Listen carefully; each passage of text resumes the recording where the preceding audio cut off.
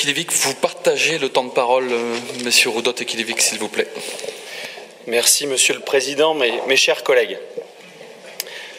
On peut dire que ces derniers jours, tout était réuni pour que nous vivions ici, à Brest, en quelque sorte, la semaine de la Bretagne à Brest, la semaine de la Bretagne pour Brest. Et si je voulais être taquin, mais je ne le suis pas, probablement que Pierre Pouliquen s'en souvient, tout a commencé, il y a quelques jours, par ce doublé de Nolan Roux. Oui, Nolan Roux, l'attaquant vedette du Stade brestois il y a quelques années, qui a mis, avec Metz, un doublé au Roison Park. Et puis, il y a eu lundi, semaine de la Bretagne oblige, le derby breton de la Ligue 2. Eh oui, le Brest-Lorient, qui s'est soldé par un rééquilibrage de la Bretagne, un 3-0 du Stade brestois. Alors on s'est dit ici, à la pointe finistérienne, que la semaine allait continuer à bien se dérouler. Oui, la semaine de la Bretagne à Brest, pour Brest.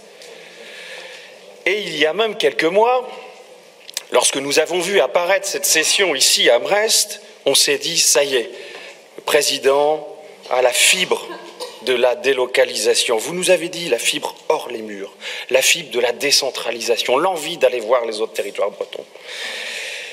Et on s'est dit, tiens, un président brétilien vient au Quartz pour ses 30 ans.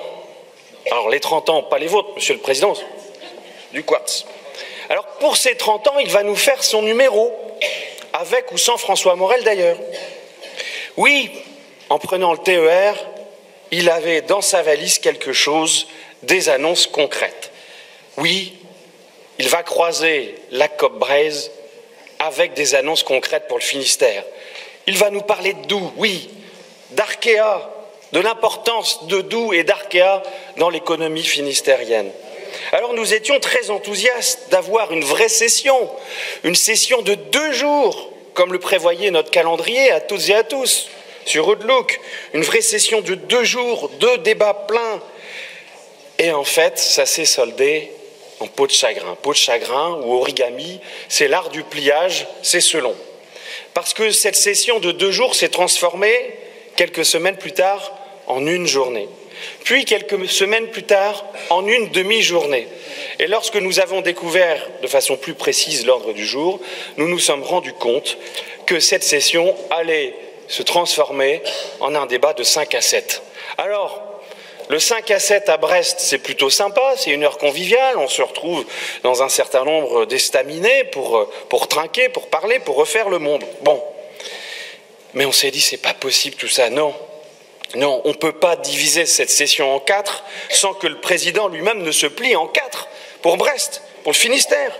Alors on a continué à être enthousiaste et particulièrement, comment dire, enthousiaste et volontaire. Alors, le président va être dans le concret. Il va faire des annonces, oui, il va faire des annonces. Il va nous parler des équipements métropolitains. Il va nous parler du Quartz, d'Océanopolis. Il va affirmer les participations régionales légitimes. Il vient à Brest, alors il va nous parler du port, de ses 220 millions d'euros, le plus grand projet régional du mandat. Il va nous faire des annonces dans le cadre de la COP Braise sur les EMR, sur Naval Group, sur les commercialisations du polder. Il va nous dire comment élargir l'interland portuaire avec des plateformes de fret ferroviaire à Brest, à Morlaix. Et il va nous dire comment il compte inscrire Brest dans le réseau central des ports européens, c'est-à-dire l'introduire dans le mécanisme d'interconnexion en Europe, car les financements sont importants. Il vient nous présenter à Brest comment le port de Brest peut s'inclure dans la révision transeuropéenne de transport, la RTET, prévue pour 2023. Alors le président vient à Brest pour aussi nous parler, probablement, des avancées du pacte d'accessibilité. Comment il va convaincre, ou comment il a convaincu le gouvernement et Édouard Philippe de cette nécessité de mettre le Finistère à 1h30 de Rennes et à 3h de Paris. Il va nous parler de la mobilité, de la prise de compétences transport, il va développer sa vision d'une région stratège, les lignes d'autocar, de TER, de désenclavement des zones rurales, des lignes urbaines, des villes, des campagnes, du centre, du littoral. Alors je me suis dit, oui, le président ne peut pas venir au Finistère sans nous parler non plus de la RN 164, du plan routier breton, des participations régionales à venir, et notamment à Carvao, non loin d'ici. Oui, le président Chenet-Girard va venir à Brest, au Quartz, pour évoquer sa vision des aéroports ou comment les connecter désormais aux hubs internationaux et européens après l'abandon de Notre-Dame-des-Landes.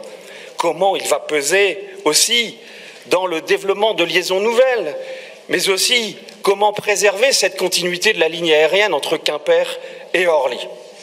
Et alors, vous imaginez, dans cette émulation, dans ce flot de nouvelles présidentielles, et alors que je me mettais moi-même à rêver de cette vivacité du modèle breton, de cette étincelle, de cette flamme, de ce souffle que le président Chenet-Girard venait de présenter ici à Brest, mon voisin, quel vilain, mon voisin, Patrick Lediffon, m'a secoué et m'a donné un coup de coude. Il m'a réveillé pour me dire qu'il faisait aujourd'hui 26,9 degrés à Ploërmel, record de Bretagne. Alors, je me suis rendu compte que tout ceci n'était qu'une brume de chaleur. Oui, qu'un rêve. Alors, j'ai repris la lecture des documents. Et là, j'y ai vu qu'une succession de lieux communs, vides, sans saveur, sans aspect concret, sans annonce concrète. Et puis il y a cette phrase que j'ai lue dans vos rapports, lourde de sens, qui glisse et qui sonne un peu comme le glas. Je vous cite, ouvrez les guillemets, le handicap géographique de l'Ouest est une réalité qui ne s'estompe pas. Circulez, ou plutôt garez-vous, est-ce là la COP Braise ? Est-ce là l'ambition, le souffle pour la Bretagne? Il ne suffit pas de faire une session hors les murs, il convient surtout de ne pas rendre la politique régionale hors sujet, et nous avons bien peur que nous en prenions le chemin.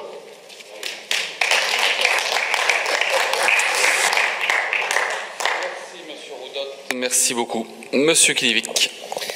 Bien, Monsieur le Président, mes chers collègues, faire de la Bretagne une grande région maritime.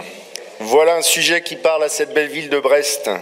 Voilà un sujet qui nous parle à nous, Finistériens, et à nous, Bretons. Tourner nos regards vers la mer, y voir toutes les opportunités, tous les défis à relever. Voilà un sujet qui, je pense, ne manquera pas d'alimenter cette Brest-COP en proposition. Mais avant de pouvoir réaliser cette ambition, il convient d'être réaliste sur les défis qui nous attendent. Pour pouvoir devenir une grande région maritime, il est impératif que nos ports se développent, qu'ils gagnent de nouveaux marchés. Or, force est de constater qu'il n'y aura pas de développement de nos ports si l'activité économique de notre région n'est pas florissante. La menace pesant sur l'entreprise Doux en est un exemple. Une mauvaise décision dans ce dossier, et c'est une grande part de l'activité conteneur du port de Brest qui s'en trouvera affectée. Nous sommes, Monsieur le Président, une région de pêcheurs, et sans pêche, pas de grande région maritime. À cet égard, le Brexit constitue un énorme défi pour notre territoire. Nos chalutiers sont actuellement sous la menace d'une exclusion des eaux britanniques, et ce, malgré nos accords historiques. Si cet accès nous était refusé, qu'adviendrait-il de nos navires ? Reviendrait-il pêcher dans nos eaux au risque de mettre à mal nos flottilles côtières? Seraient-ils voués, comme beaucoup d'autres avant eux, à naviguer sous d'autres pavillons, sous d'autres cieux, ou à finir découpés par une pelleteuse sur un terre-plein? Si nous devions revivre cela, il nous faudrait alors oublier notre grande ambition maritime. Aussi, il convient d'utiliser toute notre influence pour qu'un retour à la raison s'opère le plus rapidement possible. Monsieur le Président, à quelques encablures d'ici se trouve Roscoff, un autre port régional. Il y a plusieurs décennies, Alexis Gourvenec et d'autres agriculteurs visionnaires bretons ont créé la compagnie maritime qui emploie aujourd'hui le plus grand nombre de marins français, la Brittany Ferries. Cette entreprise mérite d'être soutenue. Elle vient d'équiper ses navires de scrubbers pour limiter les émissions de soufre et de gaz à effet de serre. Elle envisage actuellement un mode alternatif de propulsion de ses navires avec du gaz naturel liquéfié et se prépare dans quelques années à la propulsion à hydrogène. N'y a-t-il pas là matière à s'engager sur ces questions dans le cadre de la modernisation du terminal du Nez et pourquoi pas dans les autres ports de commerce régionaux? Ce serait à notre sens un bon moyen de concilier captation de nouveaux marchés et préoccupations environnementales. Autre sujet à travailler, la construction et la réparation navale. Elles font partie intégrante de notre identité maritime. Là encore, les défis sont nombreux. Il sera nécessaire à l'avenir de conforter nos entreprises en les dotant d'installations de qualité. Le critère environnemental devient aujourd'hui prépondérant dans l'attribution des marchés publics et nous devons impérativement, dans les années à venir, adapter nos outils à ces enjeux. À ce propos, j'aimerais qu'on soit prudent sur la question des cohabitations des usages dans la bande littorale. Vous souhaitez que la Brescop apporte des réponses à ces questions. Nous serons très attentifs à celles-ci. En effet, il est souvent plus facile, face à la pression, de refuser telle ou telle activité. Parfois, on peut avoir raison. On peut citer l'extraction de sable dans les Côtes d'Armor. Parfois, la question s'avère plus délicate. Je crois savoir, Monsieur le Président, que vous serez à Concarneau demain. Dans ce port extrêmement contraint en termes de foncier disponible, à proximité immédiate des habitations et de la fameuse ville close, se trouve le deuxième chantier naval civil français. Avec les contraintes réglementaires et d'usage que nous connaissons, serions-nous en mesure aujourd'hui d'accueillir un tel chantier dans un port comme celui de Concarneau? Probablement pas. Ou en tous les cas, après un nombre de procédures interminables propres à décourager n'importe quel investisseur. Pourtant, qui peut aujourd'hui contester l'intérêt économique et humain d'un tel chantier pour un territoire? Veillons donc à être extrêmement prudents sur ces questions. Monsieur le Président, à l'heure où nous lançons la Brescop, comment ne pas parler d'une entreprise pour le moins singulière qui a récemment fait l'actualité? Je veux parler de l'entreprise Todt. Peut-être que certains d'entre vous ne la connaissent pas. Il s'avère qu'elle transporte à la voile des produits bio qui bénéficient du coup d'un label particulier. Basée à Douarnenez, elle ne peut plus désormais accoster dans un port breton car une directive impose aux produits biologiques issus des pays tiers de l'espace Schengen de transiter par des ports où les services de la DGCCRF sont présents. Autant vous dire que cela est difficile à trouver dans nos ports. Vous conviendrez avec moi que ce n'est pas le meilleur signal au moment où on parle du développement durable de notre territoire. Beaucoup d'autres sujets mériteraient à notre sens d'être abordés ici. On a la chance sur notre territoire d'avoir de nombreux organismes de recherche. La recherche maritime sera un enjeu vital pour l'avenir. Pour protéger notre région et plus globalement notre planète, nous devons accroître nos connaissances pour nous permettre de développer notre économie maritime de manière plus respectueuse de notre environnement et de nos écosystèmes. Nos établissements de formation maritime auront également un rôle à jouer. Dans ces structures, on initie nos jeunes aux bons usages de la mer, à l'éco-navigation, au respect du milieu marin. La mise en place d'un BTS pêche et gestion du milieu marin est à mon sens un signal fort. Nous formons aujourd'hui dans notre région les futurs marins de demain. Il convient de les préparer aux grands enjeux qui nous attendent. Je voudrais terminer mon propos sur le rôle des associations bretonnes dans le développement des connaissances et de la préservation du milieu marin, qui bénéficient parce qu'elles le méritent de notre soutien. L'activité humaine a des conséquences sur la mer. On peut former nos marins à la protection de l'environnement, mais c'est vis-à-vis du grand public qu'il faut le faire, y compris du public éloigné de nos côtes, car leurs actions ont un impact. Le réchauffement climatique entraîne aujourd'hui une modification de la vitesse des courants, les déchets jetés par la fenêtre détériorent la qualité de nos eaux, etc. Ces associations ont donc un rôle essentiel vis-à-vis d'un public parfois éloigné de nos préoccupations. Nous ne pourrons pas faire la Bretagne une grande région maritime si nous ne sommes pas tous concernés par ces questions. Monsieur le Président, vous le reconnaîtrez avec moi, faire de la Bretagne une grande région maritime est une notion quelque peu galvaudée, car nous l'avons toutes et tous entendu à de multiples reprises sur ces bancs, nos prédécesseurs également. Malheureusement, il ne suffit pas de le dire pour qu'elle le devienne. Il faut que toute la Bretagne, toutes nos entreprises, tous les élus, les associations, les Bretonnes et les Bretons s'y engagent. Il faudra également que l'on s'en donne et que l'on y mette les moyens.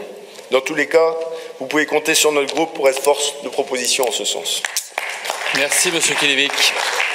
Merci, Monsieur Kilivic. Sachez que sur la DGCCRF, nous avons interpellé les services de l'État dès que nous avons entendu parler de ce dossier. Nous avons écrit, les parlementaires bretons ont été mobilisés, quelle que soit leur couleur politique, et il convient effectivement que l'État